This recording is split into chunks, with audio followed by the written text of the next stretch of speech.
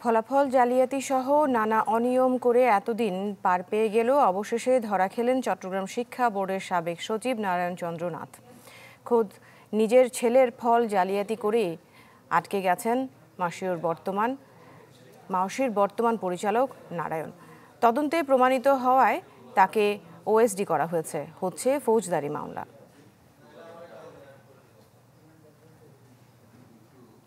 একের পর এক অনিয়ম দুর্নীতিতে জড়ানো আলোচিত নাম চট্টগ্রাম শিক্ষা বোর্ডের সাবেক সচিব নারায়ণ চন্দ্র নাথ। তিনি বোর্ডে কায়েম করেছিলেন একচ্ছত্র আধিপত্য। গত বছর এইচএসসি পরীক্ষার্থী ছিল তার ছেলে নক্ষত্র দেবনাথ। নারায়ণের বিরুদ্ধে গুরুতর অভিযোগ, ফল জালিয়াতি করে পাশ করছিলেন ছেলেকে। বিষয়টি নিয়ে তোলপাড় সৃষ্টি হলে তদন্তে নামে মাধ্যমিক ও উচ্চশিক্ষা অধিদপ্তর। বেরিয়ে আসে থলের বেড়াল।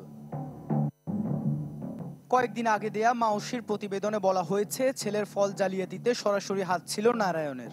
এই প্রতিবেদনের পর নড়েচড়ে বসে শিক্ষা মন্ত্রণালয়। চট্টগ্রাম বোর্ডকে বলা হয়েছে নারায়ণ ও তার সহযোগীদের বিরুদ্ধে ফৌজদারি মামলা করার। রিপোর্টের যে জায়গাটা বেরিয়ে আসলো, প্রত্যেকটা বিষয়েই আসলে ফলাফলটা জালিয়াতি করেছে, বাড়িয়ে দিয়েছে নম্বর এমসিকিউতে এবং সিকিউতে। বোর্ডের চেয়ারম্যান হিসেবে আমাকে যেটা নির্দেশ করা হয়েছে সেটা হচ্ছে তার বিরুদ্ধে এবং সংশ্লিষ্ট যারা আছে তাদের বিরুদ্ধে ফৌজদারি মামলা করার জন্য বলা হয়েছে। আমি সেই পদক্ষেপগুলো আমি নেব।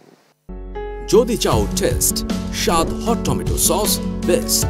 স্বাদ হট টমেটো সস এখন নতুন স্বাদে।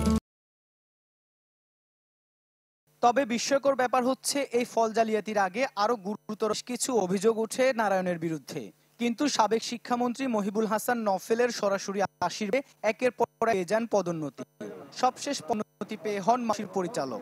তখনকার শিক্ষামন্ত্রীর অদূরদর্শিতা কিংবা বাড়াবাড়ির কারণে কোনো পদক্ষেপে সুফলের মুখ দেখেনি, যার কারণে বিভিন্নভাবে বিভিন্ন লেখালেখির পরেও বিভিন্ন বিতর্ক পর্যালোচনার পরেও এই ব্যক্তিকে বিভিন্ন লোভনীয় পদে পদায়িত করা হয়েছে। নারায়ণ চন্দ্র নাথ ফল জালিয়াতি করে টাকার বিনিময়ে পাশ করানো, স্কুলে ভর্তি, সরকারি কলেজে বদলি ও সনদের সংশোধনে বাণিজ্য সহ নানা অনিয়ম দুর্নীতির জন্য একটি সিন্ডিকেট গড়ে তোলেন, যেখানে ছিলেন তার কয়েকজন ঘনিষ্ঠ লোক।